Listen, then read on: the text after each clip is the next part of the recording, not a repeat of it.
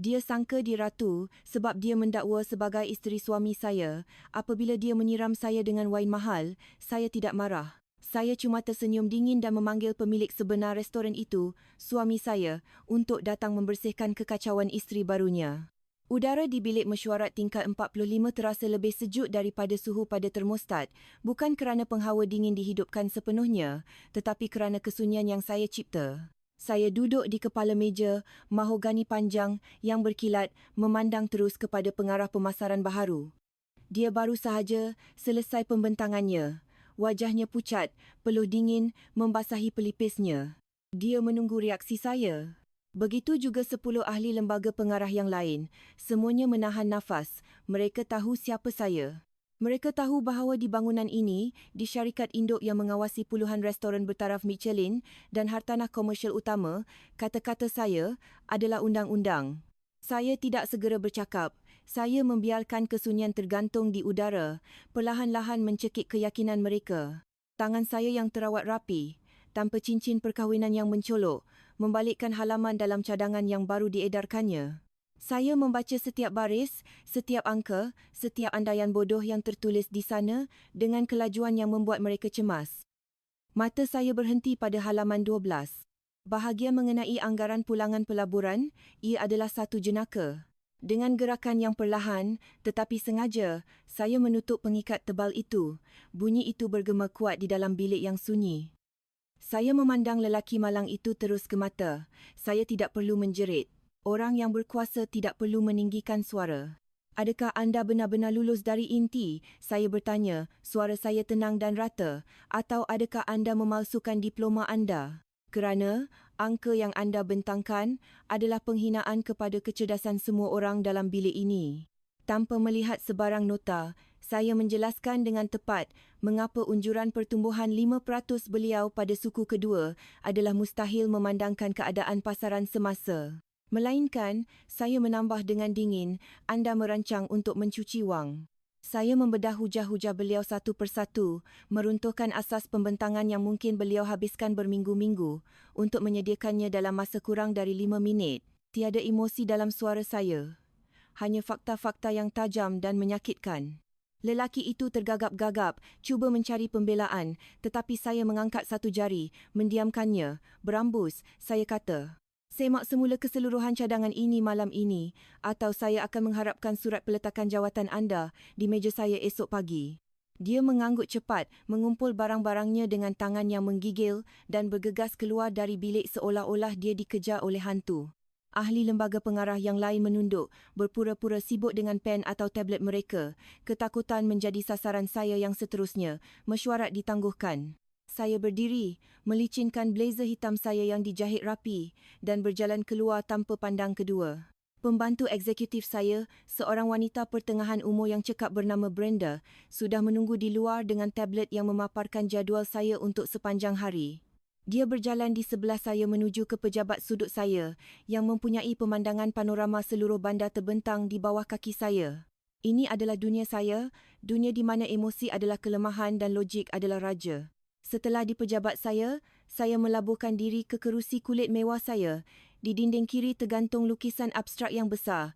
Harga jualannya mampu membeli sebuah rumah mewah di pinggir bandar. Bertentangan dengannya adalah gambar perkahwinan kami. Dalam gambar itu, kami kelihatan seperti pasangan paling bahagia di dunia.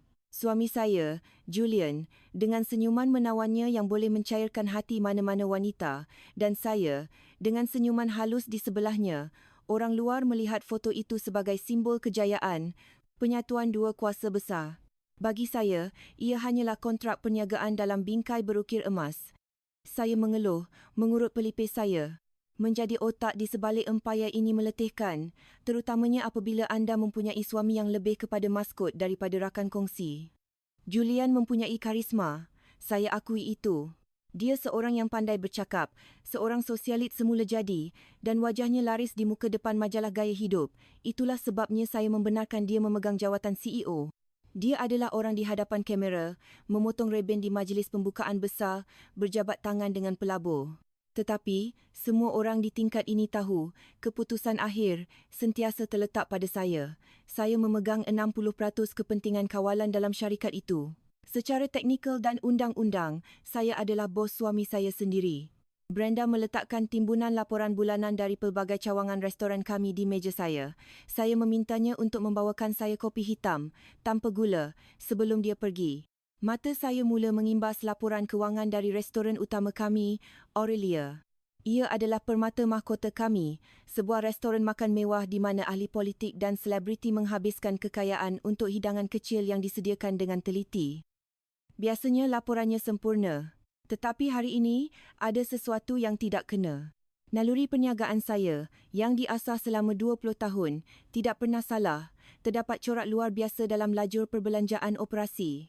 Peningkatan ketara dalam hiburan dan bahan-bahan import yang tidak selaras dengan jumlah jualan bulan ini. Saya mengambil kalkulator dan mengira semula peratusan. Perbezaan itu tidak besar untuk syarikat sebesar kami, mungkin kos 1 atau 2 kereta mewah, tetapi bagi saya, RM1 yang dibelanjakan tanpa justifikasi yang jelas adalah kecurian.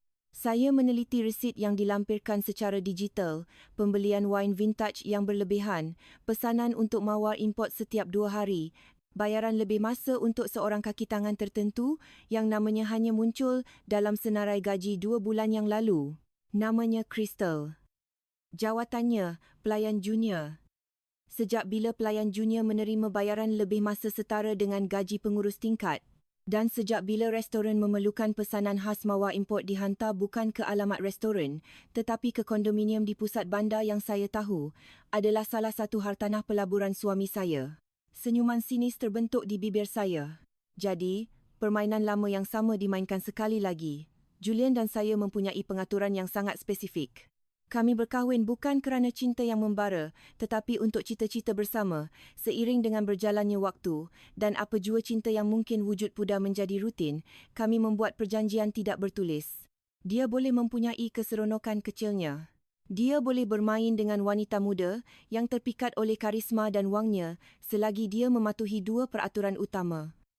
Pertama, jangan sekali-kali memalukan saya di khalayak ramai. Kedua, jangan sekali-kali mengganggu perniagaan atau kewangan syarikat. Selama bertahun-tahun, dia cukup bijak untuk menutup jejaknya.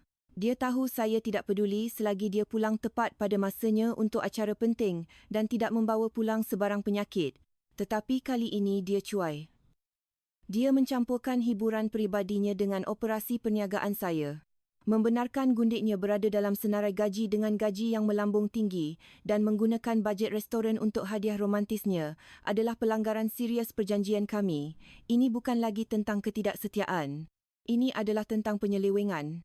Dan bagi saya, menyentuh wang syarikat adalah dosa yang jauh lebih besar daripada melanggar janji perkahwinan. Saya menutup laporan itu. Kemarahan dingin mula membara di dada saya. Ia bukan cemburu, sama sekali tidak. Hati saya terlalu beku untuk merasa cemburu terhadap wanita-wanita bodoh yang melintas dalam hidup suami saya. Saya marah kerana dia meremehkan kecerdasan saya. Dia fikir saya tidak akan memeriksa butirannya. Dia fikir kerana saya jarang melawat restoran sendiri, saya tidak akan tahu apa yang berlaku di lapangan. Saya memusingkan kerusi saya menghadap tingkap besar. Langit petang bertukar menjadi jingga pudar. Bandar kelihatan begitu huru-hara dari atas sini, sama seperti perkahwinan saya. Saya mengambil telefon saya, berfikir sama ada untuk menelefonnya sekarang dan memarahinya kerana kebodohannya. Tetapi tidak, itu terlalu mudah. Ia tidak elegan.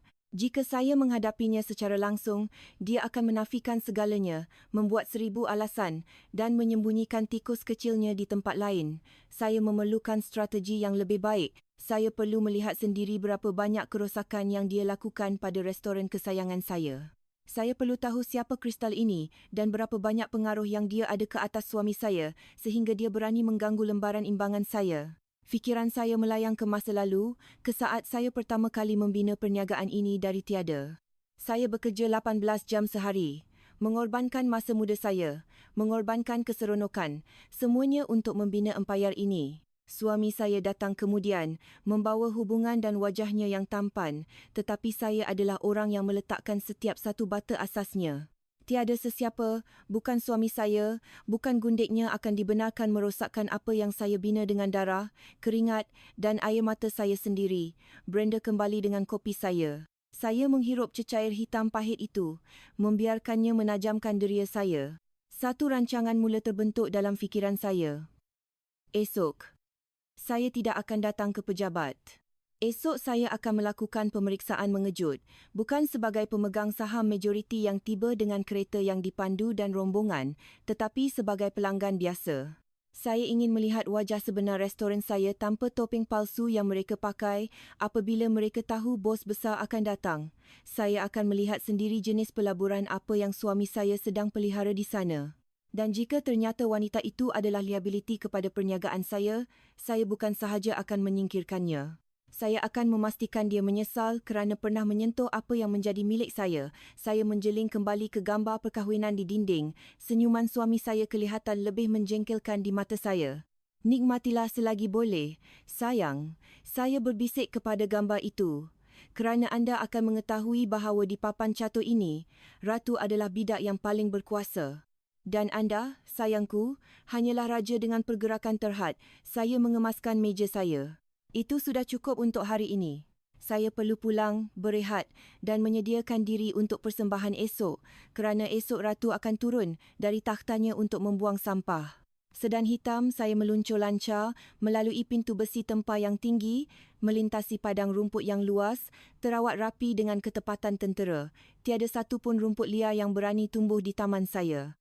Sama seperti tiada kesilapan yang ditoleransi dalam hidup saya, pemandu peribadi saya, Arthur, membuka pintu dan saya melangkah keluar ke udara malam yang sejuk dan sunyi. Rumah kami adalah rumah agam moden minimalis yang didominasi oleh konkrit terdedah, kaca dan keluli. Ia cantik, megah dan sangat mahal, tetapi ia tidak mempunyai kehangatan sama sekali. Ini bukan rumah. Ia adalah muzium, di mana dua orang asing wujud bersama di bawah satu bumbung. Saya berjalan ke ruang lega yang luas, pantulan saya berkilauan di lantai marmar. Pembantu rumah bergegas menyambut saya, mengambil beg bimbit saya dan menawarkan minuman. Saya menolak dengan sopan dan bertanya, "Encik Croft sudah pulang?" Dia memberitahu saya bahawa suami saya sudah berada di ruang makan. Saya mengangguk dan menuju ke tingkat atas untuk menyegarkan diri sebelum menghadapi babak kedua hari saya, berlakon sebagai isteri yang sempurna. Di bilik air utama, yang sebesar sebuah pangsa puri studio biasa, saya menyiram air sejuk ke muka. Ia menyegarkan kulit saya yang letih. Saya memerhatikan pantulan saya di cermin. Pada usia 45 tahun, saya masih di zaman kemuncak saya. Kulit saya tegang. Terima kasih kepada rawatan yang mahal dan kerap. Mata saya tajam, menunjukkan kecerdasan dan postur saya tegak. Saya tidak kurang cantik daripada gadis-gadis muda di luar sana. Kecantikan saya hanyalah jenis yang mengancam, bukan jenis yang mengundang. Saya menukar pakaian kerja saya kepada gaun rumah sutera yang selesa namun elegan. Di rumah ini, walaupun pakaian santai perlu berkelas. Saya turun ke ruang makan. Suami saya, Julian, duduk di hujung meja panjang yang boleh memuatkan 12 orang. Dia sibuk dengan telefonnya. Senyuman kecil bermain di bibirnya ketika dia membaca mesej-mesejnya. Sebaik sahaja dia menyedari kehadiran saya, senyuman itu hilang, digantikan dengan ekspresi sopan yang terlatih. Dia meletakkan telefonnya di atas meja, skrin ke bawah, gerakan klasik seseorang yang menyembunyikan sesuatu. Kami makan dalam kesunyian yang hanya dipecahkan oleh bunyi garpu dan pinggan mangkuk. Makan malam-malam ini adalah stik wagu dengan sayur-sayuran panggang, dimasak dengan sempurna oleh chef peribadi kami.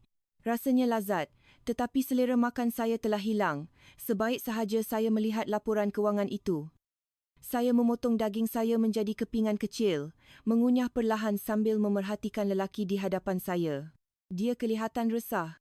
Jaketnya ditanggalkan, butang atas bajunya terbuka, menampakkan sedikit dadanya yang bidang. Dia tampan, saya harus akui. Rambut kelabu di pelipisnya hanya menambah karismanya. Tidak hairanlah seorang wanita muda seperti Crystal terpikat dengannya, tetapi bagi saya, dia seperti buku yang sudah saya baca, membosankan dan penuh dengan plot yang boleh diramalkan. Akhirnya dia memecah kesunyian. Dia berdehem dan bertanya bagaimana hari saya di pejabat.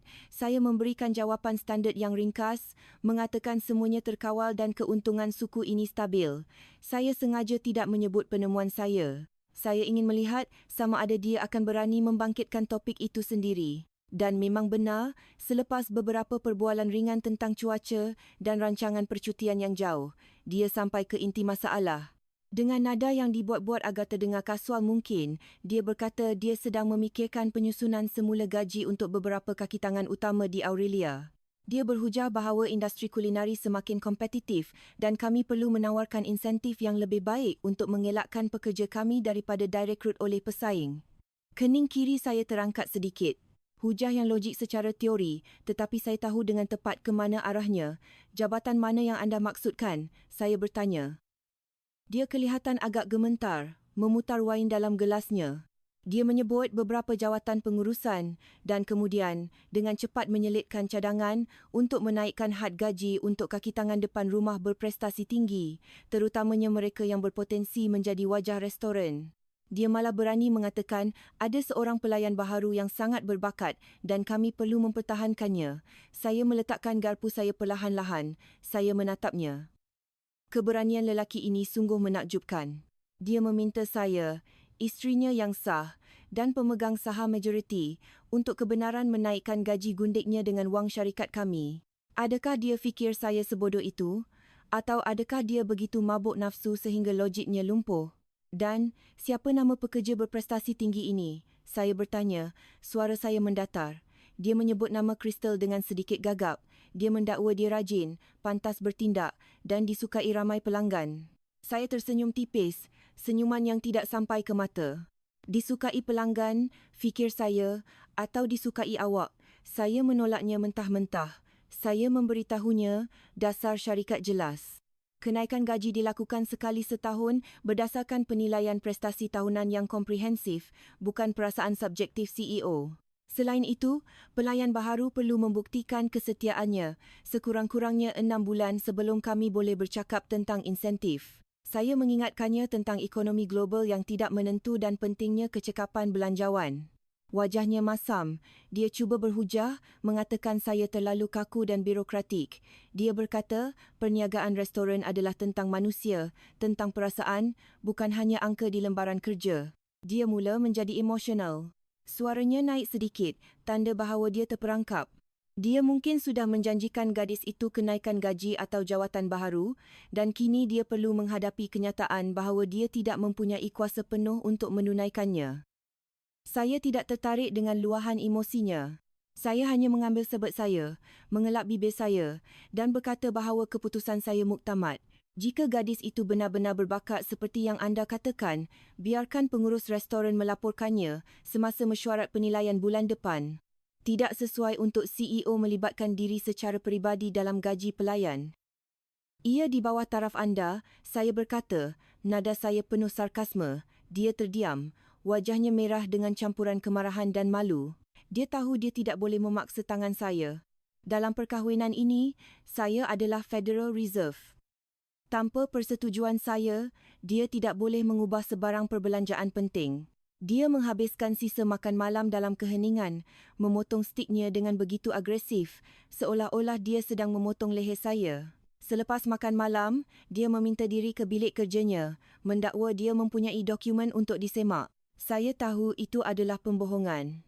Dia mungkin akan menelefon gadis itu, cuba menenangkannya selepas janji manisnya gagal terlaksana malam ini.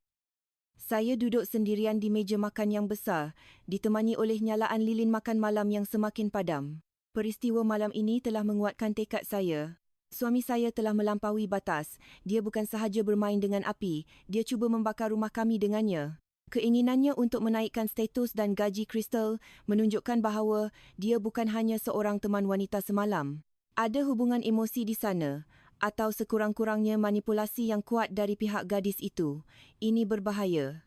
Jika dibiarkan, Crystal boleh menjadi parasit yang lebih besar, menuntut lebih banyak lagi, menghabiskan aset syarikat.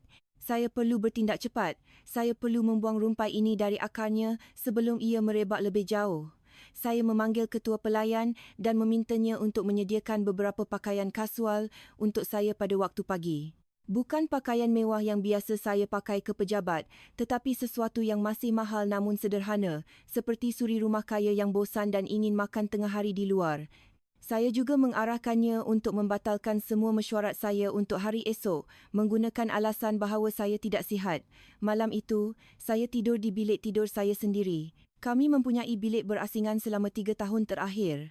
Saya berbaring di katil, menatap siling yang tinggi, membayangkan senario yang akan berlaku esok. Saya akan pergi ke restoran tanpa diumumkan. Saya akan duduk di sana, memesan makanan dan membiarkan drama itu berlaku di hadapan saya. Saya ingin melihat betapa sombongnya gadis kristal ini apabila dia tidak tahu siapa saya. Adakah dia akan melayan saya dengan bakat luar biasa yang dibanggakan oleh suami saya, atau adakah dia akan menunjukkan warna sebenar dirinya? Keluhan panjang keluar dari bibir saya. Kadang-kadang saya tertanya-tanya, adakah saya merasa sedikit pun sakit di hati saya melihat suami saya mempertahankan wanita lain dengan begitu lantang? Saya meletakkan tangan di dada, tiada apa-apa. Tiada kesakitan, hanya keletihan yang mendalam dan keinginan yang kuat untuk melindungi apa yang menjadi milik saya. Cinta mungkin telah mati di antara kami, tetapi harga diri dan perniagaan saya adalah perkara yang akan saya bawa ke kubur. Esok, saya akan mengajar mereka berdua pelajaran tentang hierarki. Anda tidak boleh menggigit tangan yang memberi makan anda tanpa akibat yang fatal. Matahari pagi menembusi langsir sutera bilik tidur saya, memancarkan jalur cahaya keemasan di atas permaidani parsi yang lembut, tetapi kehangatannya tidak dapat mencairkan embun beku yang telah menetap di hati saya sejak malam tadi. Saya berdiri di hadapan almari pakaian saya, sebuah ruang sebesar butik mereka di Paris. Biasanya, tangan saya akan secara naluri mencapai sut kuasa berwarna hitam atau biru laut dengan potongan tajam, perisai saya untuk pertempuran di bilik mesyuarat.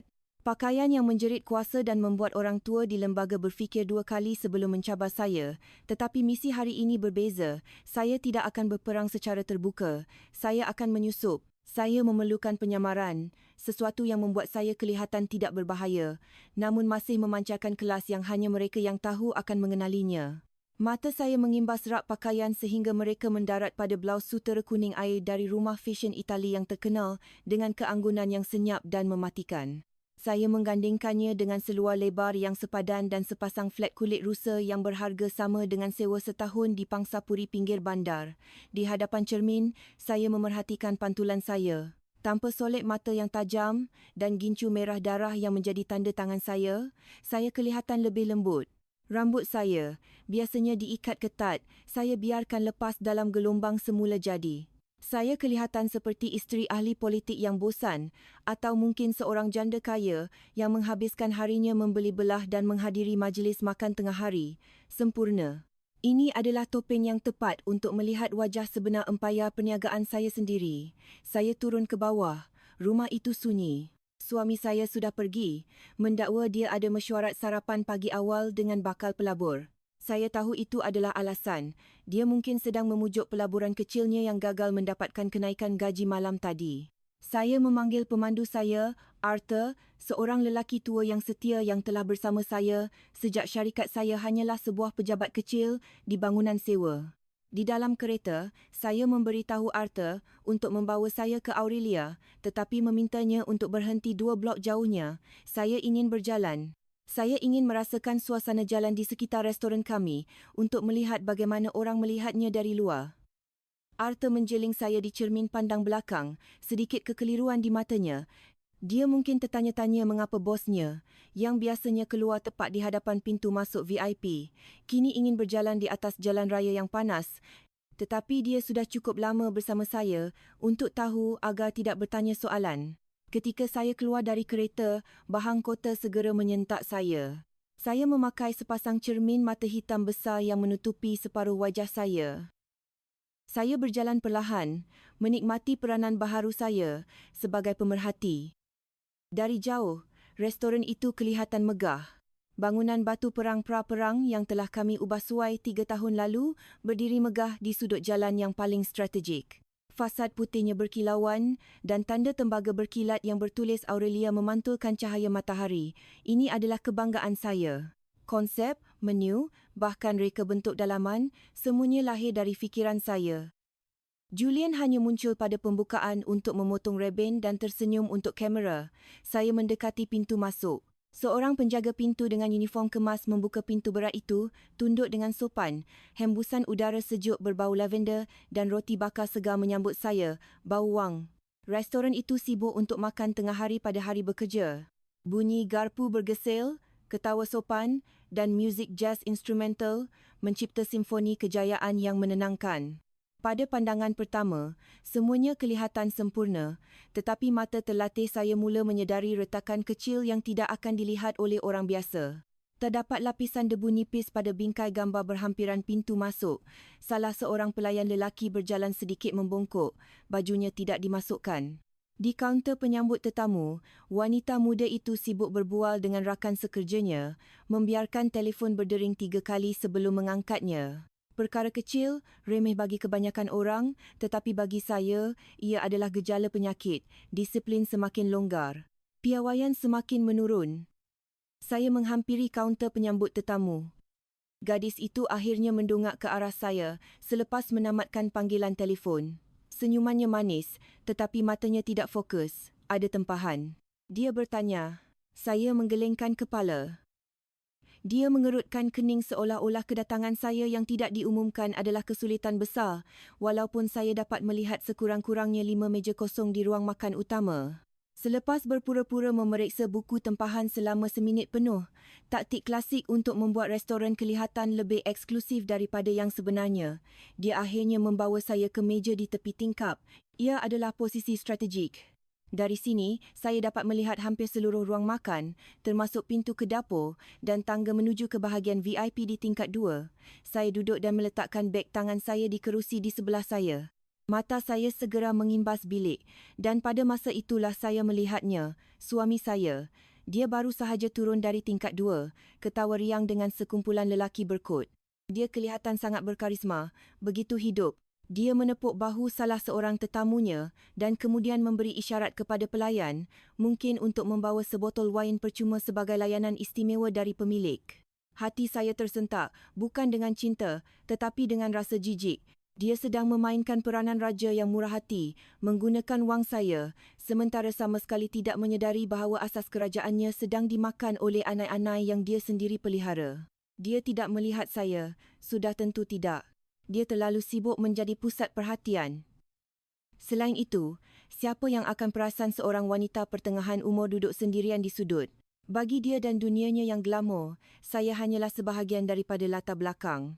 Saya membuka menu yang diberikan oleh pelayan wanita itu. Ia berat, diikat dengan kulit asli, tetapi apabila saya membukanya, saya melihat kesan minyak kecil pada halaman ketiga. Otot di mata saya berkedut. Kesan pada menu restoran 5 bintang adalah dosa besar. Ia menunjukkan kurangnya perhatian terhadap perincian. Pengurusan yang baik akan memeriksa setiap menu sebelum perkhidmatan bermula. Jika sesuatu yang semudah ini terlepas pandang, saya tidak berani memikirkan apa yang berlaku di dapur. Saya menutup menu dan mula memerhatikan kaki tangan.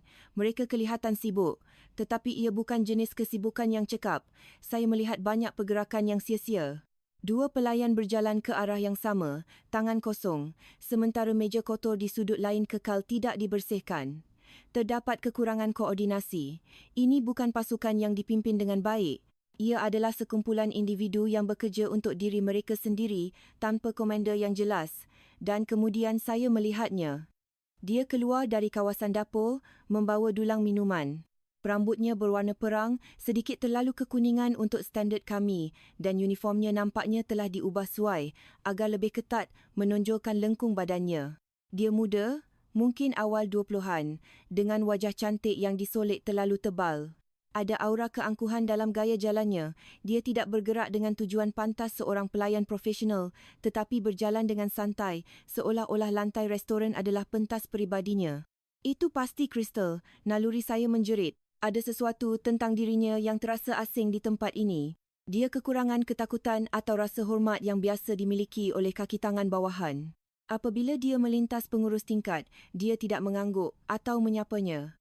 Malah, pengurus itu nampaknya berundur sedikit untuk membiarkannya lalu, tidak dapat dipercayai. Hierarki di tempat ini telah sepenuhnya terbalik. Kekasih bos nampaknya lebih tinggi pangkat daripada pengurus operasi. Saya melihatnya melayani meja di seberang saya. Dia tersenyum genit kepada pelanggan lelaki, tetapi wajahnya serta-merta menjadi mendatar apabila wanita di meja itu meminta sos tambahan. Bahasa badannya kasar. Dia meletakkan gelas di atas meja dengan bunyi dentingan kuat, tiada kehalusan, tiada keramahan. Darah saya mula mendidih perlahan. Restoran ini dibina atas falsafah bahawa pelanggan adalah raja, bahawa setiap hidangan yang dihidangkan adalah hasil seni dan setiap interaksi adalah pengalaman. Tetapi gadis ini, dengan semua keberaniannya, sedang memusnahkan reputasi yang saya bina selama bertahun-tahun dan suami saya membiarkannya. Suami saya malah ingin menaikkan gajinya. Saya mengangkat tangan sedikit untuk memanggil pelayan. Secara kebetulan, Crystal sedang berjalan ke arah saya. Dia melihat tangan saya, mata kami bertemu seketika. Saya melihat dia memusingkan matanya. Ia cepat, halus, tetapi saya melihatnya. Dia tidak segera datang. Dia berpura-pura meluruskan serbet di meja kosong berdekatan, melengah-lengahkan, menunjukkan kepada saya bahawa dia mengawal masanya, bukan saya. Bernafas, Eleanor, bernafas. Ini adalah ujian kesabaran. Ini adalah pengumpulan bukti.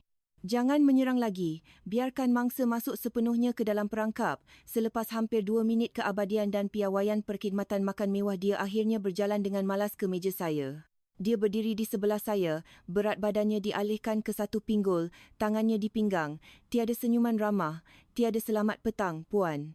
Dia hanya mengangkat kening sedikit, seolah-olah berkata, apa yang anda mahu? Dari poket apronnya, saya dapat melihat bahagian atas telefon pintar menjulur keluar. Pelanggaran lain. Kaki tangan dilarang membawa telefon peribadi di ruang makan. Peraturan nombor 15 dalam buku panduan pekerja yang saya tulis sendiri. Ya, dia berkata dengan ringkas. Suaranya kecil, sama sekali tanpa rasa hormat. Pertunjukan akan bermula. Saya memandangnya dengan ekspresi polos, menyembunyikan pemangsa dalam diri saya di sebalik topeng pelanggan yang keliru. Saya akan melihat sejauh mana dia berani pergi, betapa dalamnya dia akan menggali kuburnya sendiri hari ini. Saya belum sempat melihat senarai wain dengan teliti. Saya berkata, suara saya perlahan, sengaja merendahkan suara supaya dia terpaksa mendekat atau berusaha untuk mendengar. Bolehkah anda cadangkan wain merah yang sesuai dengan Lam Sheng? Crystal menghela nafas panjang, yang jelas menunjukkan rasa jengkelnya. Dia tidak mendekat. Sebaliknya, dia melirik kuku merahnya yang dicat terang pelanggaran kebersihan sebelum memandang saya dengan pandangan merendah. Kami ada banyak wain, puan, jawabnya dengan malas. Dia mengambil senarai wain dari meja saya dengan kasar dan membalikkannya secara rawak. Bergantung pada bajet anda. Kalau nak yang biasa-biasa, kami ada wain rumah yang murah, hanya RM25 segelas. Dia menekankan perkataan murah dengan intonasi yang sangat spesifik, jenis yang digunakan oleh jurujual kedai mewah kepada pelanggan yang kelihatan seperti tidak mampu berada di sana. Dia menilai saya berdasarkan penampilan saya yang sederhana. Dia fikir kerana saya tidak memakai berlian sebesar guli atau membawa beg dengan logo sebesar pinggan makan malam, saya adalah seseorang yang perlu risau tentang harga segelas wain. Saya tersenyum tipis, menahan keinginan untuk ketawa di hadapan wajah bodohnya. Saya tidak bertanya tentang harga, sayang. Saya bertanya tentang padanan. Profil rasa apa yang paling sesuai dengan kambing anda hari ini? Crystal kelihatan keliru seketika. Jelas sekali dia tidak mempunyai pengetahuan produk. Seorang pelayan di restoran seperti Aurelia sepatutnya menjalani latihan intensif selama 2 minggu mengenai padanan wain sebelum dibenarkan melayani tetamu. Fakta bahawa dia berdiri di sini dengan kebingungan membuktikan dia telah melangkau semua protokol latihan berkat perlindungan suami saya. Error, apa-apa yang merah? Jawabnya dengan acuh tak acuh, cuba menutupi kebodohannya dengan agresif. Dia menunjuk secara rawak pada satu nama dalam senarai, yang ini, Cabernet Sauvignon. Ini yang paling popular. Orang kaya biasanya pesan ini. Sekali lagi, dia memainkan kad status sosial, seolah-olah itu satu-satunya ukuran kualiti. Itu Cabernet muda. Saya membetulkannya perlahan, membaca tahun vintage. Keasidannya mungkin terlalu tinggi untuk sos rosemary yang kaya. Bagaimana pula dengan Merlot di halaman sebelah, Chateau Petrus? Mendengar nama wain mahal itu, mata Crystal sedikit membulat. Dia memandang saya dari atas ke bawah sekali lagi, menilai semula. Mungkin dia fikir saya hanya menunjuk-nunjuk. Atau mungkin dia fikir saya bermimpi untuk minum wain yang harganya sebotol boleh membiayai seluruh gaya hidupnya selama sebulan. Yang itu sangat mahal, puan, dia menyindir kali ini tanpa sedikit pun cuba menyembunyikan ejekannya. Dia menyilangkan tangannya di dada, postur defensif dan sangat tidak hormat. Anda pasti mahu yang itu? Kami tidak menjualnya segelas, tahu tak? Anda kena beli sebotol penuh. Jangan terkejut bila dapat bil nanti dan datang menangis kepada juruang. Darah saya mendidih, bukan kerana marah, tetapi kerana kekaguman semata-mata. Keangkuhan gadis ini begitu tulen, begitu tidak ditapis. Dia merasa begitu selamat, begitu tidak dapat disentuh sehingga dia lupa tugas asasnya adalah untuk melayan. Dia tidak melihat saya sebagai pelanggan yang membawa keuntungan kepada restoran dan membayar gajinya. Dia melihat saya sebagai gangguan, sebagai seseorang yang tidak setara dengannya. Sungguh ironis, memandangkan gaji yang diterimanya setiap bulan datang dari tanda tangan saya pada akaun syarikat. Saya rasa saya mampu, jawab saya dengan tenang, membalas pandangannya. Sila bawa sebotol dan pastikan ia pada suhu yang betul. 15 grasi, jangan terlalu sejuk. Crystal mendengus. Ya, banyak sangat permintaan. Dia bergumam di bawah nafas ketika dia berpaling. Dia fikir saya tidak mendengarnya. Pendengaran saya masih sangat tajam, sayangku, dan ingatan saya lebih tajam lagi. Dia berjalan santai ke arah bar, pinggulnya bergoyang berlebihan. Saya melihat dia bercakap dengan pelayan bar, memberi isyarat ke meja saya sambil ketawa. Pelayan bar, seorang lelaki muda yang kelihatan kekok, hanya mengangguk ketakutan. Crystal jelas merupakan ratu kecil di sini, seorang ratu palsu yang kuasanya dipinjam dari raja yang lemah. Sambil menunggu, saya mengimbas semula sekeliling. Di meja lain, seorang pelayan senior sedang menerangkan menu dengan sangat sopan kepada sepasang warga emas. Masih ada harapan, fikir saya. Tidak semua epal dalam bakul ini busuk. Cuma yang ini perlu dibuang sebelum menjangkiti yang lain. Tetapi masalahnya, epal busuk ini dilindungi oleh pemilik kebun. 10 minit berlalu, terlalu lama hanya untuk mengambil sebotol wain. Saya melihat Crystal sibuk berbual dengan seorang pelayan lelaki berhampiran pintu dapur. Ketawa riang, tawanya memecah suasana elegan restoran. Dia tidak peduli sama sekali bahawa seorang pelanggan sedang menunggu. Akhirnya, dia tiba dengan sebotol Merlot dan segelas kristal tunggal. Dia meletakkan gelas itu dengan kasar di atas meja saya. Bunyi gelas berlaga dengan marmar membuatkan saya terkejut. Jika gelas itu pecah, ia adalah kerugian RM50. Dia membuka botol tanpa teknik yang betul, hampir merosakkan gabus. Kemudian, tanpa menawarkan ujian awal, prosedur mandatori untuk wain semahal ini, dia menuangkannya terus ke dalam gelas saya sehingga hampir penuh. Ini adalah penghinaan kepada seni makan. Wain merah tidak sepatutnya dituangkan sehingga penuh. Ia memerlukan ruang untuk bernafas dalam gelas agar aromanya berkembang. Nah, katanya ringkas, hendak berpaling dan pergi. Tunggu, saya memanggil. Dia berhenti, berpaling kembali dengan ekspresi jengkel yang melampau. Apa lagi? Tak cukup penuh ke? Anda tidak menyaringnya? Saya menyatakan data. Wain vintage setua ini perlu disaring sekurang-kurangnya 20 minit untuk memisahkan sedimen dan membuka rasa. Dan anda telah menuangkannya terlalu penuh. Ini bukan jus oren di kedai makan. Wajah Crystal bertukar merah. Bukan kerana malu, tetapi kerana marah. Egonya terluka. Dia merasa dia sedang diajar oleh seseorang yang dia anggap lebih rendah daripadanya. Dia mengambil langkah lebih dekat ke meja saya, menceroboh ruang peribadi saya. Dengar, puan, dia mendesis, suaranya kini tajam dan berbisa. Saya bekerja keras di sini. Jangan berani-berani cuba mengajar saya kerja saya. Kalau awak nak minum wain awak yang rumit tu, buatlah kat rumah. Kami sibuk kat sini. Berhenti merungut. Saya meletakkan tangan saya di atas meja, menyilangkan jari saya.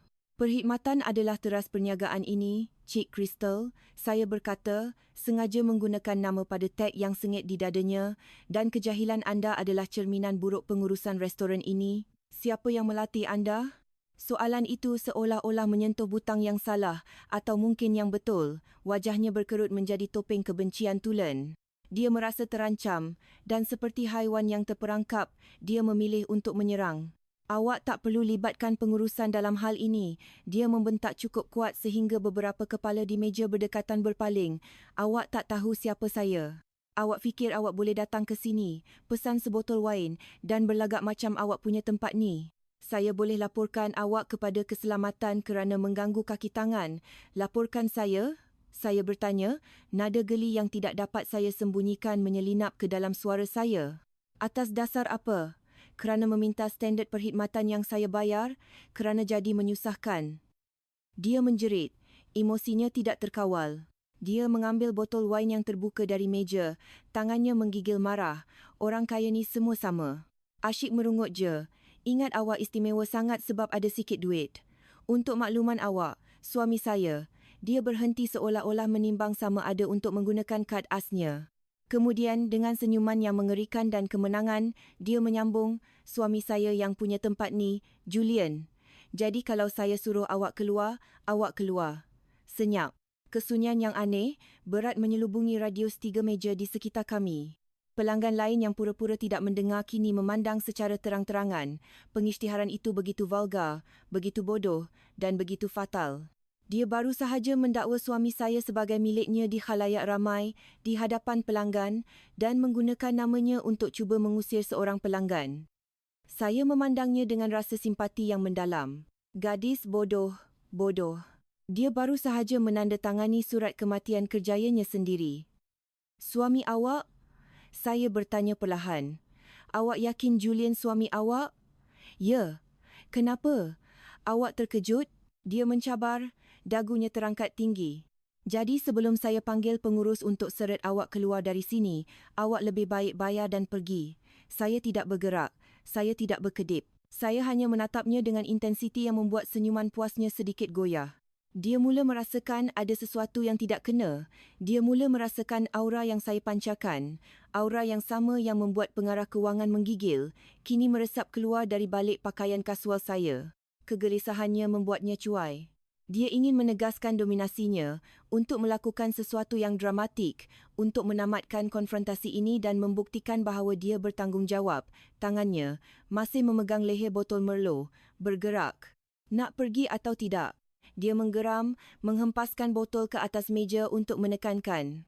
Tetapi sama ada tangannya licin kerana peluh atau dia sengaja melakukannya, botol itu tercondong terlalu jauh.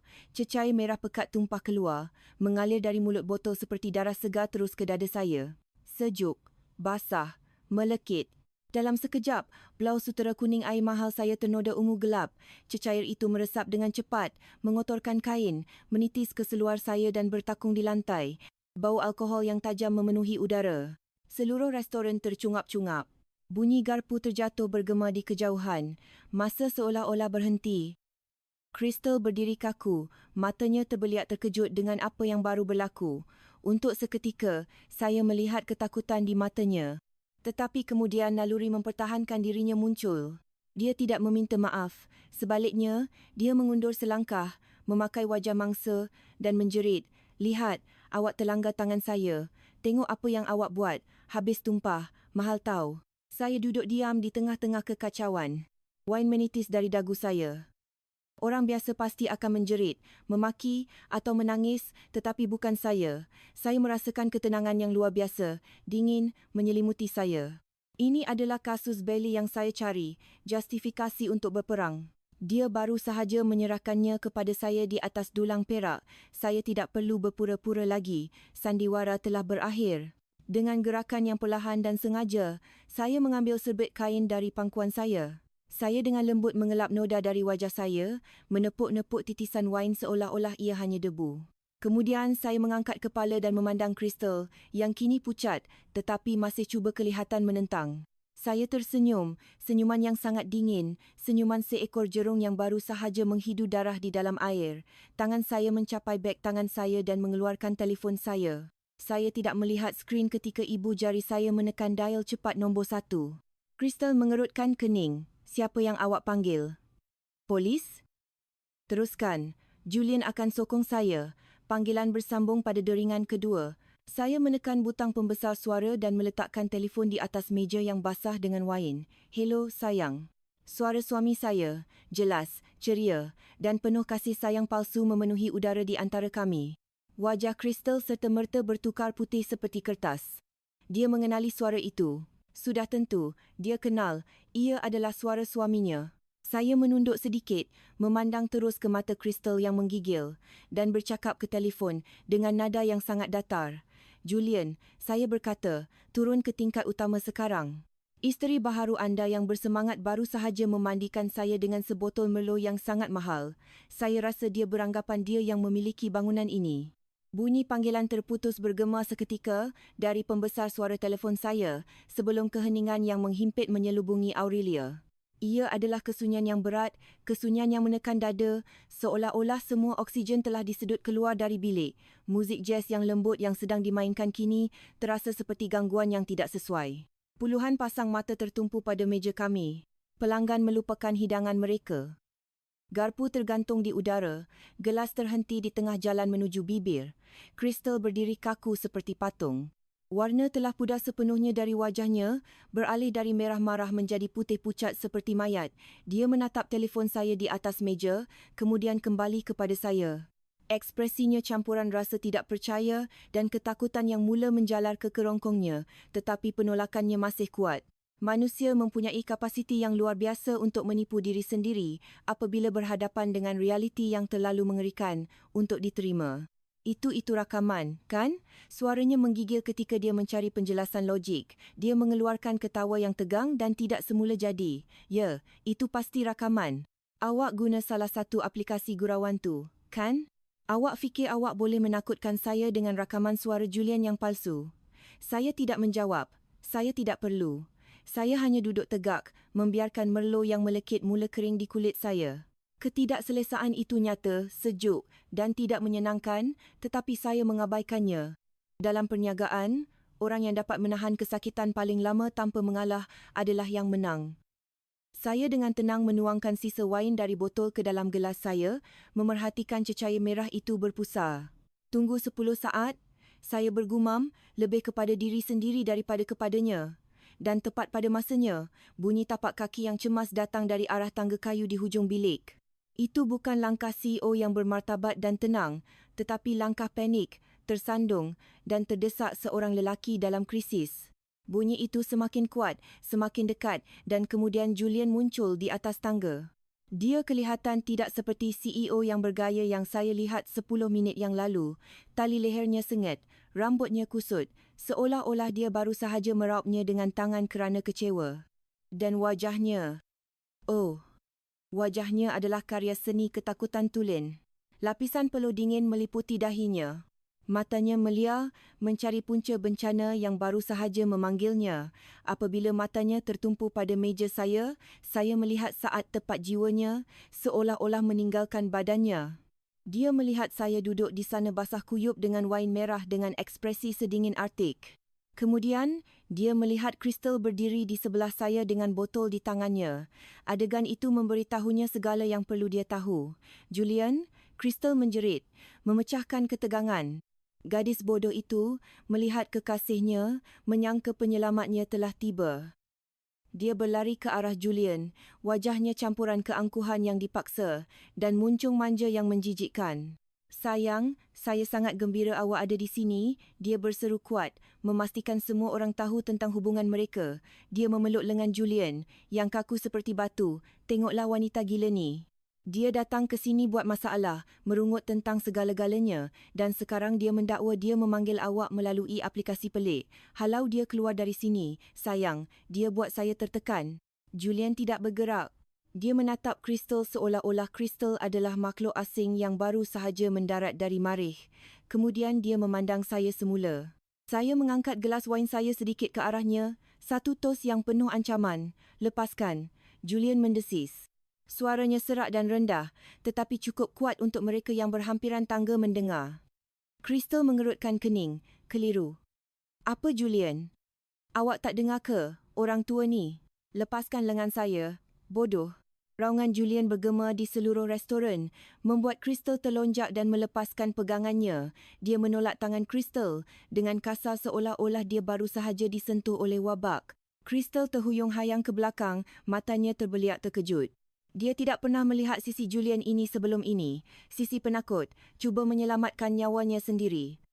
Julian tidak menghiraukan Crystal sama sekali. Dia separuh berlari, separuh terhuyung hayang ke meja saya, mengabaikan pandangan keliru kaki tangannya dan bisikan pelanggan yang kini merakam kejadian itu di telefon mereka. Dia sampai ke meja saya dan melakukan sesuatu yang membuat rahang Crystal tenganga. Dia tunduk dalam-dalam. Postur penyerahan mutlak. Eleanor, dia memulakan. Nafasnya termengah-mengah. Sayang, ya Tuhan, apa yang berlaku? Kenapa awak semua basah? Tangannya terhulur, ingin menyentuh bahu saya untuk membersihkan noda atau mungkin hanya untuk mengesahkan saya nyata. Tetapi saya mengundur sedikit, mengelak sentuhannya. Pandangan saya membekukan tangannya di udara. Jangan sentuh saya berkata perlahan, suara saya berbeza dengan kekacauan di sekeliling kami.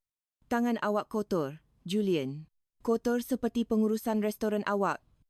Julian menelan liur. Dia melirik Crystal, yang masih kaku berhampiran tangga, kemudian kembali kepada saya. Eleanor, ini mesti salah faham. Saya boleh jelaskan.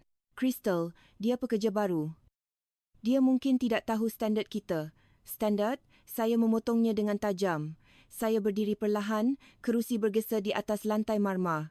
Walaupun pakaian saya kotor dan lembap, saya berdiri tegak, memancarkan aura autoriti yang membuat Julian secara naluri mengundur selangkah. Standard macam apa yang membenarkan pelayan menghina pelanggan?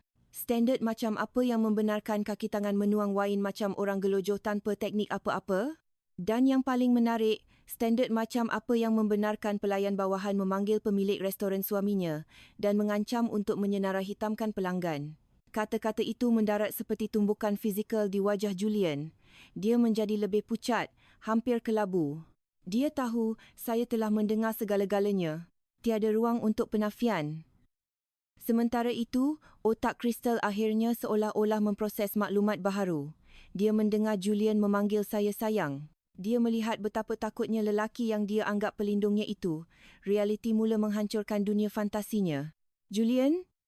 Suara Crystal kecil, penuh keraguan. Dia mengambil langkah lebih dekat, teragak-agak kali ini. Siapa wanita ini? Kenapa awak begitu takut padanya? Awak kata isteri awak ni raksasa tua yang tinggal di luar negara. Awak kata awak akan bercerai. Klasik, raksasa tua di luar negara. Kreativiti Julian dalam berbohong selalu begitu menyedihkan. Saya mengeluarkan ketawa kecil tanpa humor. Saya berjalan ke arah Julian, berdiri tepat di hadapannya dan kemudian berpaling menghadap Crystal.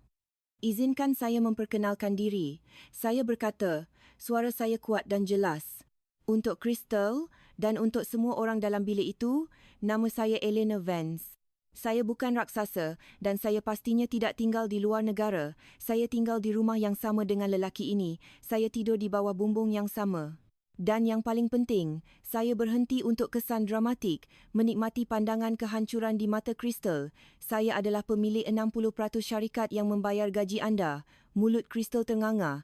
Kakinya terkulai dan dia terhuyung ke belakang, terlanggar meja di belakangnya. Tidak mungkin. Julian kata dia pemilik tunggal. Saya memandang Julian dengan pandangan yang boleh mengoyakkan kulit seseorang. Beritahu dia, Julian, beritahu isteri baharu awak siapa yang benar-benar memegang kendali di sini. Beritahu dia dari mana wang untuk beg berjenama yang awak belikan dia datang. Julian menggigil, peluh mengalir di pelipisnya. Dia terperangkap. Di satu pihak, kekasih mudanya yang telah dia tipu.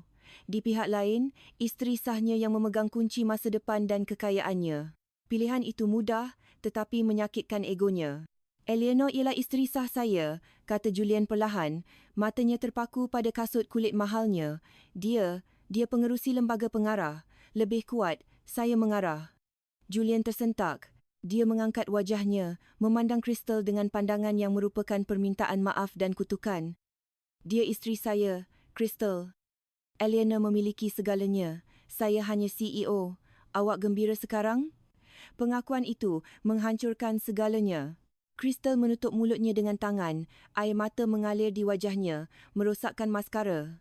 Fantasinya untuk menjadi seorang puan yang kaya, untuk berkahwin dengan seorang duda kaya, untuk kehidupan mewah tanpa bekerja. Semuanya hancur berkecai di lantai restoran yang dingin. Saya menyaksikan adegan itu dengan kepuasan dingin, tetapi ini belum berakhir. Pengakuan tidak cukup, harus ada hukuman. Darah, secara metafora, harus ditumpahkan untuk membersihkan noda pada blaus saya dan noda pada reputasi perniagaan saya. Bagus, saya kata datar. Saya mengambil serbet bersih dari meja berdekatan dan mengelap sisa wain dari tangan saya.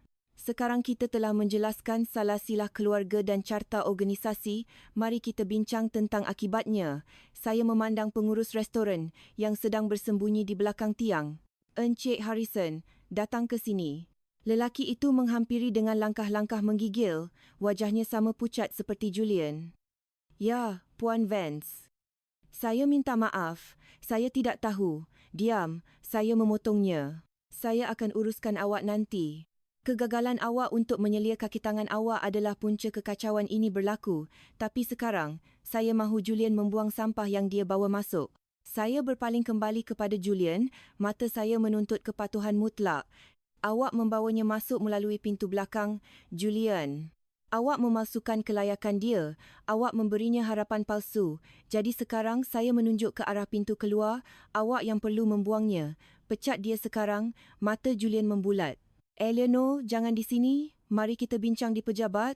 Di sini saya berkeras. Suara saya setajam pisau cukur. Dia memalukan saya di khalayak ramai di wilayah saya sendiri. Jadi dia akan menerima hukumannya di khalayak ramai. Lakukan.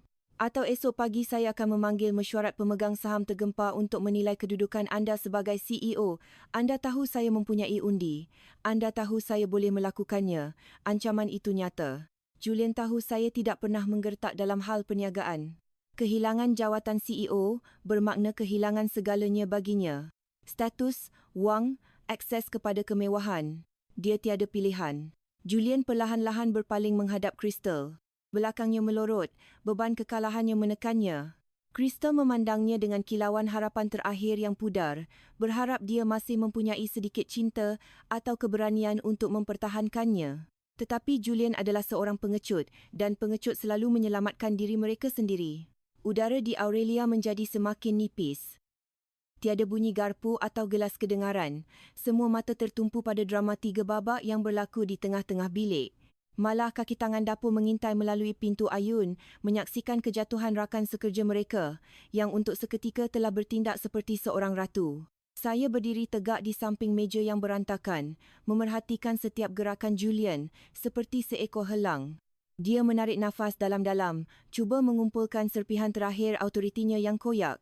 Dia tidak dapat memandang Crystal terus ke mata. Crystal, suara Julian pecah di tengah-tengah ayat. Dia berdehem dan cuba lagi. Crystal, tingkah laku awak hari ini sama sekali tidak boleh diterima. Awak menghina pelanggan. Awak melakukan tindakan fizikal agresif dengan menumpahkan minuman. Dan awak melampaui batas kuasa awak. Crystal menggelengkan kepalanya perlahan. Air mata hitam dari maskara yang rosak mengalir di pipinya yang merah padam. Julian, apa yang awak cakap ni? Awak janji awak akan kahwin dengan saya. Awak kata wanita ni tak bermakna apa-apa. Cukup, Julian memotong. Ketakutan dia akan mendedahkan lebih banyak rahsia bilik tidur mereka di hadapan saya dan semua orang. Dia menjeling saya dengan panik, tetapi wajah saya kekal tanpa emosi. Hubungan peribadi awak tiada kaitan dengan tingkah laku profesional. Apa yang awak lakukan kepada Puan Vance adalah kesalahan berat. Julian menggenggam penumbuknya di sisi. Saya dapat melihat urat di lehernya menonjol. Dia sedang membunuh sebahagian daripada dirinya, bahagian yang menikmati disembah oleh wanita muda ini.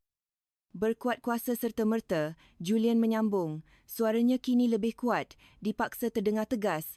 Awak dipecat.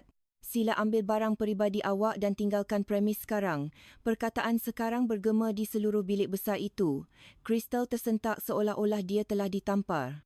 Dia membuka mulut untuk membantah, untuk menjerit, tetapi tiada suara keluar. Kakinya terkulai dan dia rebah ke lantai. Pemandangan yang menyedihkan. Gadis yang 10 minit lalu berdiri mencabar saya kini adalah timbunan yang kusut. Anak patung yang rosak dibuang oleh pemiliknya. Awak kejam, Julian. Dia menangis teresak-esak. Suaranya meraung pilu. Awak penipu. Awak mempergunakan saya. Julian memalingkan wajahnya, tidak dapat memandangnya. Dia memandang saya, matanya memohon pengakuan, tanda bahawa dia telah menjalankan tugasnya. Sudah, Eleanor. Saya dah buat. Sekarang biarkan pengurus uruskan yang lain. Tidak cukup, saya kata dingin. Julian merenung, terkejut. Apa lagi, dia dipecat. Saya melangkah melepasi Julian dan berdiri di hadapan Crystal, yang masih menangis di lantai. Saya tidak merasa simpati. Simpati adalah kemewahan yang tidak patut dibazirkan kepada seseorang yang cuba memusnahkan anda. Dia bukan mangsa yang tidak bersalah. Dia adalah peserta aktif yang menikmati keangkuhan kuasa ketika dia memilikinya. Dia hanya menangis kerana dia kalah, bukan kerana dia menyesal. Bangun, saya mengarah. Crystal mendongak, matanya penuh kebencian. Dia tidak bergerak. Saya melirik ketua keselamatan yang sudah berdiri di pintu, bantu dia bangun. Dua pengawal keselamatan yang sasa bergerak ke hadapan. Mereka mengangkat Crystal dengan mudah, memaksanya berdiri. Saya memandangnya tepat di mata. Dengar sini baik-baik, anak muda. Awak mungkin fikir ini hanya tentang kehilangan pekerjaan sebagai pelayan. Awak mungkin fikir awak boleh pergi ke restoran di seberang jalan dan mulakan drama kecil awak semula. Awak silap. Saya mengeluarkan telefon saya lagi dan menaip mesej ringkas kepada pembantu saya. Saya baru sahaja menghantar arahan kepada ibu pejabat. Saya berkata, menunjukkan sekilas skrin saya. Nama awak, gambar awak dan rakaman CCTV kejadian hari ini akan diedarkan kepada Persatuan Restoran dan Hospitality Bandar kita dalam masa sejam. Kami ada senarai hitam yang dikongsi dan dengan pengaruh saya secara peribadi akan memastikan tiada satu pun restoran makanan dan minuman yang bereputasi di bandar ini atau bahkan negeri ini akan menerima permohonan awak. Bukan sebagai pelayan, bukan sebagai pencuci pinggan, bukan sebagai apa-apa. Mata Crystal membulat, nafasnya tersekat.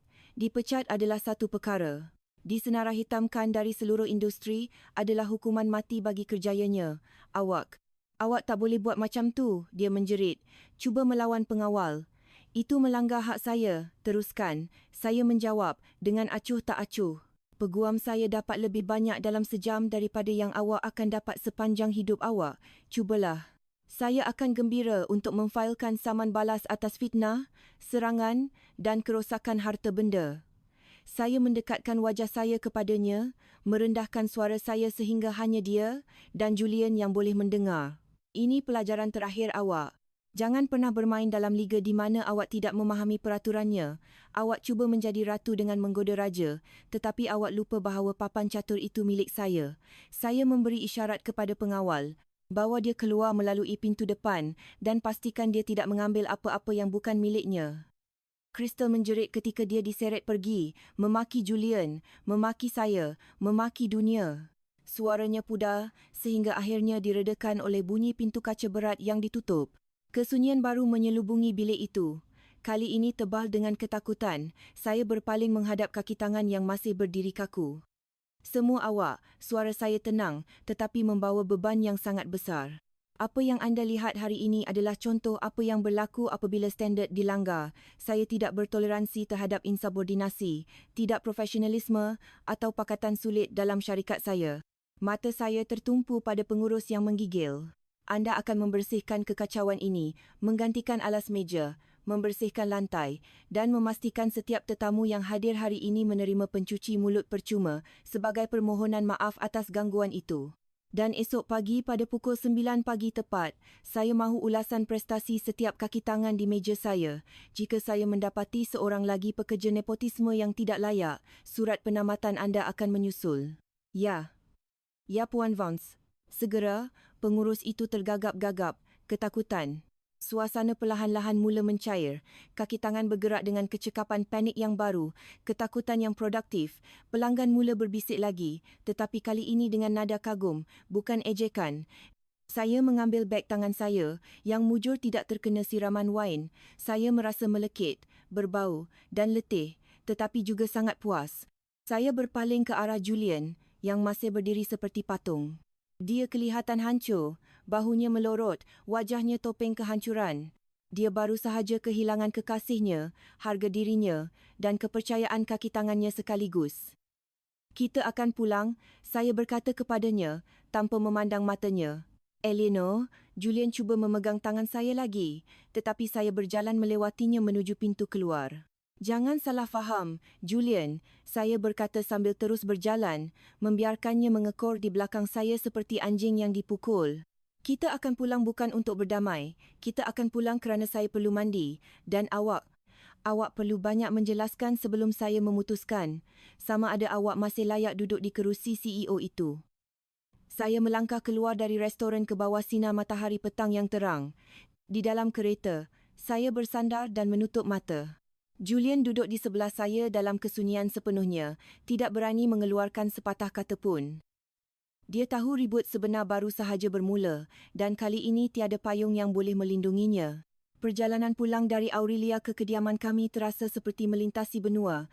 Di dalam kabin Mercedes Maybach yang kalis bunyi, kesunyian bukan sekadar ketiadaan bunyi. Ia adalah entiti yang hidup, menyesakkan. Arthur, pemandu kami, memandu dengan fokus yang berlebihan, matanya terpaku pada jalan, tidak berani melirik cermin pandang belakang. Dia tahu ribut sedang melanda di tempat duduk belakang dan saksi sering menjadi mangsa sampingan dalam peperangan rumah tangga orang kaya. Saya duduk di sebelah kiri, memandang ke luar tingkap. Pemandangan kesesakan lalu lintas Kuala Lumpur terasa ironis. Di luar sana, orang ramai berjuang untuk hidup, berhimpit-himpit dalam LRT, berpeluh di bawah matahari. Di sini, dalam kemewahan berhawa dingin ini, dua orang yang mempunyai segala-galanya sedang menuju ke malapetaka emosi. Noda Merlot pada blaus sutera saya telah kering, meninggalkan kesan gelap yang kaku. Baunya mula mengganggu saya, campuran anggur yang mahal dan bau kegagalan. Julian duduk di sebelah kanan sejauh mungkin dari saya. Dia menatap telefonnya, tetapi saya tahu dia tidak membaca apa-apa. Ibu jarinya hanya meleret tanpa arah. Dia seperti banduan hukuman mati yang diiringi ke tempat hukuman, menanti keputusan akhir daripada hakim yang tidak mengampuni. Apabila kereta berhenti di hadapan pintu masuk utama, saya tidak menunggu Arthur membuka pintu saya. Saya keluar sendiri, langkah saya cepat dan bersemangat ke bilik kerja saya. Sekarang, saya mengarah tanpa menoleh ke belakang. Saya tahu dia akan mengikut, dia tiada pilihan lain. Bilik belajar saya adalah tempat perlindungan saya.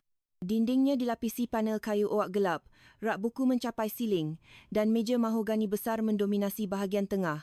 Di sinilah saya merancang strategi perniagaan, menandatangani kontrak bernilai bilion dolar dan hari ini, di sinilah saya akan mengadili suami saya sendiri. Saya terus ke bar mini di sudut dan menuangkan segelas air mineral sejuk untuk diri saya.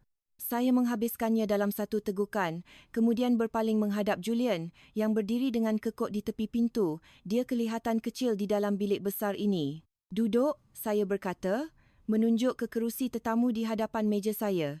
Dia patuh duduk di hujung kerusi, tangannya bermain-main di pangkuan. Eleanor, saya, dia memulakan suaranya.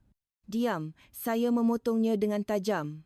Saya berjalan mengelilingi meja saya dan duduk di kerusi kulit belakang tinggi saya, kedudukan yang secara fizikal mengangkat saya di atasnya. Saya belum memberi anda izin untuk bercakap. Sekarang, anda akan mendengar. Saya mengambil sebuah folder manila dari laci. Ia kosong. Tetapi bagi Julian, ia mungkin dokumen perceraian atau pembatalan kuasanya. Saya membiarkan ketakutan itu membusuk. Kita ada perjanjian, Julian. Saya memulakan. Nada saya sedatar seolah-olah saya sedang membaca kontrak perniagaan. Artikel 4. Ingat apa yang tertulis di sana. Dia mengangguk lemah. Saya ingat. Sebutkan. Saya menuntut. Dia menelan liur. Saya boleh mempunyai kehidupan peribadi selagi saya tidak memalukan awak di khalayak ramai dan tidak campur tangan dalam kewangan syarikat. Tepat sekali saya kata. Dan hari ini, awak melanggar kedua-dua klausa dengan cara yang sangat luar biasa. Awak bukan sahaja memalukan saya, awak membenarkan wanita muda awak menyiram saya dengan wain di restoran saya sendiri, di hadapan pelanggan elit, di hadapan kaki tangan. Awak membenarkan dia mendakwa jawatan awak, mendakwa nama awak. Dan dari segi kewangan, awak cuba menaikkan gajinya. Awak menggunakan dana syarikat untuk membiayai gaya hidupnya. Itu penyelewengan, Julian. Secara undang-undang, itu kecurian. Wajah Julian merah padam. Saya tidak bermaksud untuk sejauh itu, Eleanor. Saya terbawa-bawa. Crystal, dia berbeza. Pada mulanya, saya ketawa. Bunyi yang dingin, sinis. Berbeza bagaimana? Kerana dia muda. Kerana dia memuji ego rapuh awak. Kerana dia membuat awak rasa seperti raja sebenar, bukan hanya suami boneka. Soalan-soalan saya tepat mengenai sasaran. Julian tersentak. Selama bertahun-tahun, ini adalah gajah di dalam bilik yang tidak pernah kami bincangkan. Hakikat bahawa kejayaannya adalah ciptaan saya, bahawa tanpa saya, dia hanyalah seorang lelaki tampan dengan minda yang sederhana. Saya bukan boneka, Eleanor. Dia tiba-tiba membentak, sedikit penentangan lahir dari penghinaan. Saya bekerja keras. Saya membina imej syarikat. Saya yang melobi ahli politik, yang muncul di media. Awak fikir senang tersenyum untuk kamera setiap hari, sementara isteri sendiri memandang awak seperti seorang pelatih. Oh, jadi sekarang awak mangsa. Saya bertanya, suara saya tenang berbahaya. Awak rasa tidak dihargai. Jadi, penyelesaiannya adalah tidur dengan seorang pelayan yang tidak tahu cara memegang botol wain dengan betul pun. Dia buat saya rasa diperlukan. Julian berdiri, suaranya meninggi. Dia tidak melihat saya sebagai mesin wang atau barang pameran. Dia melihat saya sebagai Julian. Dia mengagumi saya. Dia mengagumi dompet awak, Julian. Saya meraung. Suara saya akhirnya pecah seperti cambuk. Saya berdiri untuk membalas pandangannya. Adakah awak benar-benar fikir seorang gadis berusia 22 tahun jatuh cinta dengan kedutan di sekeliling mata awak? Dia melihat kereta awak, jam tangan awak dan gelaran awak. Dan sebaik sahaja dia tahu awak bukan pemilik sebenar. Awak melihat reaksinya, bukan? Dia tidak mempertahankan awak. Dia hanya peduli pada dirinya sendiri. Julian terdiam. Kata-kata saya menyerangnya dengan kebenaran yang kejam. Fantasi yang dia bina hancur, meninggalkan hanya serpihan realiti yang menyakitkan.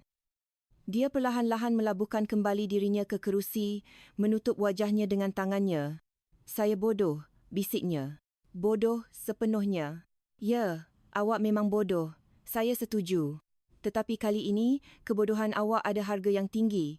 Reputasi Aurelia telah tercemar. Video kejadian itu mungkin sudah tersebar di media sosial sekarang. Nama saya akan menjadi bahan gosip di setiap salon dan kelab negara di bandar. Eleanor yang malang, disiram wain oleh kekasih suaminya. Saya berjalan mengelilingi meja dan berdiri di samping kerusinya. Saya boleh menceraikan awak sekarang, Julian. Saya berbisik di telinganya. Saya ada bukti perzinaan. Saya ada saksi. Saya boleh mengusir awak dari rumah ini dengan hanya pakaian di badan mengikut perjanjian pranikah kita. Badan Julian kaku. Dia mendongak, matanya basah. Ketakutan akan kemiskinan lebih besar daripada rasa malunya. Eleanor, tolong. Tidak, saya minta maaf. Saya bersumpah ia tidak akan berlaku lagi. Saya akan lakukan apa sahaja. Jangan ceraikan saya. Perniagaan ini, hidup ini, itu sahaja yang saya ada. Menyedihkan. Lelaki yang dihormati sebagai CEO yang berjaya kini mengemis di kaki saya. Saya tidak akan menceraikan awak. Saya berkata selepas jeda yang menyiksa. Mata Julian membulat dengan sedikit harapan. Betul ke? Bukan kerana saya sayang awak, saya menambah dengan cepat, memadamkan harapan itu. Tetapi kerana perceraian adalah rumit dan mahal, saham akan goyah, pelabur akan panik dan media akan menyiasat privasi kita. Saya tidak akan membiarkan empayar saya tergugat hanya kerana awak tidak boleh mengawal nafsu awak. Saya kembali ke kerusi saya. Tetapi ada harga untuk pengampunan ini. Awak kata awak akan buat apa sahaja, bukan? Dia mengangguk dengan bersungguh-sungguh. Apa sahaja? Sebutkan sahaja. Berkuat kuasa esok. Jawatan awak sebagai CEO dibekukan. Apa? Julian terkejut. Tapi Eleanor, mesyuarat pemegang saham. Perluasan ke Miami. Siapa yang akan? Saya akan mengambil alih kawalan operasi sepenuhnya sebagai CEO sementara saya memotongnya. Awak akan diturunkan pangkat kepada ketua pegawai penjenamaan. Satu-satunya tugas awak adalah tersenyum, menghadiri acara amal dan menjadi wajah cantik syarikat. Awak tidak akan mempunyai kuasa menandatangani untuk perbelanjaan melebihi RM10,000. Semua keputusan strategik mesti mendapat kelulusan akhir saya. Itu pengebirian profesional. Dia membantah lemah. Awak telah mengebiri diri awak sendiri saat awak membiarkan pelayan itu memijak maruah awak dan maruah syarikat ini. Saya membalas. Ini bukan rundingan, Julian. Ini adalah ultimatum. Terimalah atau kemas beg awak dan tinggalkan rumah ini malam ini. Dia terdiam lama, menimbang pilihannya. Seorang tokoh tanpa kuasa yang hidup mewah atau seorang duda miskin yang memulakan hidup dari kosong pada usia lewat 40 kosohan. Itu bukan pilihan yang sukar bagi seorang lelaki yang terbiasa dengan keselesaan. Baiklah, bisiknya. Saya terima, bagus, saya kata. Satu lagi perkara, awak akan bersihkan nama saya. Esok, awak akan mengeluarkan kenyataan akhbar. Awak akan berkata, insiden di restoran adalah salah faham yang disebabkan oleh seorang pekerja yang tidak stabil mental dan pengurusan telah mengambil tindakan tegas. Jangan sebut tentang hubungan sulit itu. Lindungi nama keluarga, bukan untuk diri awak, tetapi untuk perniagaan. Saya faham, katanya. Sekarang keluar, saya muak melihat awak. Awak akan tidur di bilik tetamu. Pintu bilik tidur saya dikunci untuk awak selama-lamanya. Julian berdiri dan berjalan terhuyung-hayang ke pintu. Dia berhenti dengan tangan di tombol dan menoleh ke belakang. Eleanor, dia memanggil perlahan. Adakah pernah ada masa awak benar-benar menghormati saya? Saya memandangnya, mencari sebarang jejak lelaki yang pernah saya kahwini. Ada, lama dahulu, ketika awak mempunyai cita-cita sendiri dan bukan hanya bergantung pada cita-cita saya, tetapi awak membunuh rasa hormat itu perlahan-lahan, setiap kali awak memilih jalan mudah. Dia tidak menjawab. Dia hanya menundukkan kepala dan pergi, menutup pintu dengan perlahan di belakangnya. Selepas dia pergi, saya tidak merasa lega. Bilik itu sunyi semula, tetapi terasa lebih sejuk. Saya bersandar di kerusi saya, menatap siling. Saya telah menang. Saya telah mengekalkan dominasi saya, menghancurkan ancaman dan mengamankan aset saya. Tetapi entah bagaimana kemenangan itu terasa kosong. Saya mengambil telefon saya dan membuka galeri foto. Saya menemui gambar lama kami dari 10 tahun yang lalu ketika kami baru memulakan usaha pertama kami. Kami berdua kelihatan letih, pakaian kami sederhana, tetapi mata kami bersinar dengan semangat. Julian memeluk saya dan saya ketawa, ketawa yang tulus, tanpa halangan. Bila kali terakhir saya ketawa seperti itu? Saya menggelengkan kepala, menolak perasaan sentimental itu. Emosi adalah musuh perniagaan dan perkahwinan saya adalah perniagaan terbesar saya. Saya perlu kekal rasional. Saya perlu kekal kuat kerana di puncak menara gading ini, angin bertiup kencang dan satu langkah yang salah boleh menyebabkan saya terjatuh. Saya bangun dan berjalan ke bilik mandi peribadi di bilik kerja saya. Saya menanggalkan blaus sutera yang terkena wain dan membuangnya ke tong sampah. Saya tidak akan mencucinya. Ia tercemar dengan kenangan buruk. Saya menghidupkan pancuran mandian, membiarkan air panas mengalir di atas saya, membersihkan kekotoran hari itu. Esok adalah hari baharu. Esok, Ratu akan memerintah sendirian di takhtanya, tanpa raja di sisinya, dan saya baik-baik saja dengan itu. Keesokan paginya, matahari terbit dengan janji palsu hari yang cerah. Langit Kuala Lumpur kelabu samar, mencerminkan mood saya yang suram tetapi berfungsi. Saya bangun pukul 5 pagi, rutin yang tidak berubah selama 20 tahun. Tidak kira badai dalam kehidupan peribadi saya, disiplin adalah satu-satunya perkara yang membezakan pemenang daripada yang kalah. Saya turun ke ruang makan dengan sut kuasa baharu, blazer gading dengan potongan asimetri moden digabungkan dengan seluar hitam. Penampilannya bersih, tajam dan tidak meninggalkan ruang untuk belas kasihan. Tempat duduk Julian di meja kosong. Pembantu rumah memberitahu saya dia telah pergi pada waktu subuh. Seorang pengecut, dia sama ada mengelak konfrontasi pagi atau sibuk merangka permohonan maaf awam yang saya arahkan. Saya bersarapan sendirian sambil menyemak tablet saya. Berita kekecohan di Aurelia telah pun tersebar di beberapa blog gosip. Sebuah video telefon bimbit yang kabur menunjukkan Crystal menjerit histeris ketika dia diseret keluar oleh keselamatan. Mujur, sudut itu tidak menunjukkan wajah saya dengan jelas, hanya belakang saya yang tegak dan Julian yang kelihatan panik. Naratif awam masih boleh dikawal, itu sahaja yang penting. Pada pukul 9 pagi tepat, kereta saya tiba di ibu pejabat korporat kami. Suasana berbeza.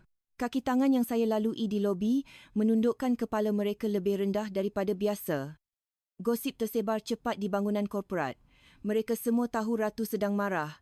Pembantu saya, Brenda, sedang menunggu saya di tingkat 45. Selamat pagi, Puan Vance.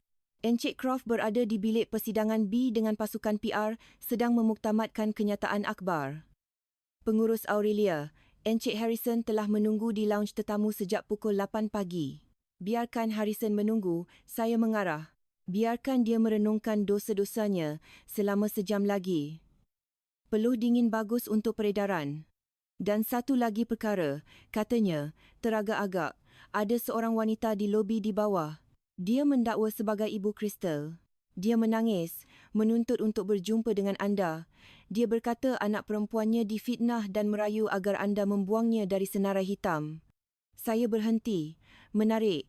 Crystal, anak manja itu, kini menghantar ibunya untuk merayu.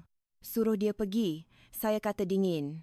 Tapi puan, dia mengancam untuk memanggil akhbar. Saya tersenyum tipis. Biarkan dia, biarkan akhbar melihat seorang ibu mempertahankan anak perempuan yang menyerang pelanggan secara fizikal. Ia hanya akan mengukuhkan kedudukan kita. Beritahu keselamatan, jika dia tidak pergi dalam masa 5 minit, panggil polis dan tangkap dia atas kesalahan menceroboh. Brenda bergegas menjalankan arahan saya. Perkara pertama saya adalah penyusunan semula. Saya membuka carta organisasi syarikat di komputer saya. Dengan beberapa klik, saya memindahkan kotak berlabel Julian Croft, CEO, ke kedudukan bawahan dan menukarnya tajuk kepada Ketua Pegawai Penjenamaan. Kemudian saya menarik garis laporan langsung dari semua ketua jabatan ke kotak saya sendiri. Eleanor Vance, pengerusi dan CEO sementara. Saya menghantar memo dalaman. Kudeta istana telah selesai. Sejam kemudian saya memanggil Harrison, pengurus Aurelia. Dia masuk ke pejabat saya kelihatan lesu. Duduk, Harrison, saya berkata, saya tidak perlukan permohonan maaf anda, saya perlukan penjelasan. Bagaimana seorang pelayan tanpa pengalaman, tanpa kemahiran dan dengan sikap samsing jalanan boleh masuk ke lantai restoran 5 bintang saya? Dia menunduk, menggosok-gosok tangannya. Itu arahan langsung daripada Encik Croft, puan, katanya. Dia kata, dia saudara jauh yang perlukan pekerjaan. Dia suruh saya letakkannya di shift utama dan melangkau latihan yang ketat. Saudara jauh, saya mengejek. Dan apabila dia mula berlagak, awak tidak berkata apa-apa, awak pengurus, Harrison. Awak dibayar untuk menguruskan restoran, bukan untuk menjaga gundik bos. Saya takut dipecat. Puan, dia mengakui dengan jujur. Setiap kali saya cuba menegurnya, dia mengancam untuk melaporkan saya kepada Encik Croft. Ini adalah penyakit nepotisme. Awak tahu kenapa saya tidak memecat awak hari ini, Harrison? Saya bertanya. Dia menggelengkan kepala. Kerana awak jujur. Dan kerana selama 5 tahun sebelum Crystal tiba, prestasi awak sangat baik. Tapi ini amaran terakhir awak. Mulai sekarang, kesetiaan awak bukan kepada Julian, ia kepada standard syarikat, kepada saya, faham? Ya, puan. Terima kasih, puan, katanya, hampir menangis lega. Dia meninggalkan pejabat saya dengan semangat takut yang baharu. Petang itu, saya mengetuai mesyuarat pemasaran. Julian ada di sana, duduk di hujung meja yang bertentangan. Saya mengambil tempat duduk utama, tempat yang biasa dia duduki. Peralihan kuasa itu jelas terasa. Kami mengubah strategi penjenamaan kami. Saya mengumumkan, kempen baharu kami akan dinamakan Standard Ratu. Encik Croft, saya berkata, memandangnya, sebagai ketua pegawai penjenamaan baharu kami, anda akan menjadi wajah kempen ini. Anda akan bercakap tentang dedikasi kami yang tidak berbelah bahagi kepada kualiti dan dasar toleransi sifar kami terhadap kesilapan. Ironinya sungguh lazat, tetapi orang ramai menyukai kisah penebusan. Dia hanya mengangguk, wajahnya topeng batu. Kemudian petang itu, telefon peribadi saya berdering. Ya, Sarah, isteri salah seorang pelabur terbesar kami dan Ratu Lebah dalam kancah sosial Kuala Lumpur. Eleanor, sayang, saya dengar ada sedikit insiden di restoran awak. Video itu tersebar di seluruh kumpulan sembang Ladies Who Lunch kami. Dia cuba mencari gosip. Ini adalah peluang saya untuk mengawal naratif. Oh, itu? Saya berkata dengan ketawa riang. Memalukan betul. Kami ada pekerja baru yang sedikit delusi. Awak tahulah gadis-gadis muda ni macam mana. Dia jadi taksub dengan Julian. Mula berfantasi kononnya dia isteri Julian. Sedih betul sebenarnya. Saya rasa dia perlukan bantuan profesional. Julian yang malang terlalu baik hati dengan pekerjanya dan dia salah tafsir. Saya terpaksa masuk campur dan jadi polis jahat. Oh Tuhan, seorang penguntit, Sarah tercungap-cungap, menelan umpan. Terpikat sepenuhnya. Pada penghujung hari, saya pasti seluruh Damansara Heights akan tahu cerita sebenar. Crystal adalah penguntit yang tidak waras dan Julian adalah suami setia yang terlalu baik hati. Reputasi keluarga selamat. Semasa saya bersiap untuk pergi, saya melihat sampul coklat biasa di timbunan surat saya. Di dalamnya ada beberapa gambar. Gambar Julian dan Crystal, bukan di restoran, tetapi di sebuah kondominium. Dan cap tarikh pada gambar pertama adalah dari 2 tahun yang lalu. Darah saya membeku. 2 tahun. Julian telah berbohong. Ini bukan hubungan sulit yang baru. Dan pada foto terakhir, dunia saya berhenti berputar. Ia adalah ultrasound. Di sudut, nama pesakit, Crystal Anderson. Tarikhnya dari 2 minggu yang lalu. Ini bukan lagi tentang suami yang curang, anak luar nikah, terutamanya dari hubungan sulit jangka panjang, adalah ancaman peringkat korporat. Waris sah boleh menuntut hak ke atas aset Julian. Aset yang secara teknikal atas namanya untuk tujuan cukai, tetapi pada dasarnya adalah milik saya. Arthur pusingkan kereta. Saya mengarah. Kita akan ke pejabat peguam saya sekarang. Sejam kemudian, saya duduk berhadapan dengan peguam saya, David. Ini mengubah segalanya, Eleanor, katanya muram. Jika anak ini dilahirkan dan ujian paternity membuktikan ia anaknya, anak itu adalah waris sah. Mereka boleh menuntut sebahagian daripada aset atas nama Julian. Apa nasihat anda? Saya bertanya. Selamatkan aset dulu, katanya. Suruh dia menandatangani segala-galanya kembali kepada anda malam ini. Dia merasa bersalah dan takut. Funakan ketakutan itu. Setelah empayar selamat, barulah anda boleh menyingkirkannya. Malam itu, saya pulang dengan folder baharu yang jauh lebih berat. Julian duduk dalam gelap, segelas whisky di tangan. Saya sedang menunggu awak, katanya. Saya mengabaikannya, duduk dan meletakkan gambar pertama di atas meja di antara kami. Gambar dari 2 tahun lalu. Wajah Julian pucat. Kemudian saya meletakkan ultrasound. Dia menatap imej janin itu dengan ngeri. Mana? Dari mana awak dapat ni? Soalan yang salah. Julian, saya kata dingin. Soalan yang betul ialah, adakah itu anak awak? Dia menangis, teresak-esak seperti kanak-kanak. Saya tak tahu. Dia kata dia mengandung. Saya terperangkap.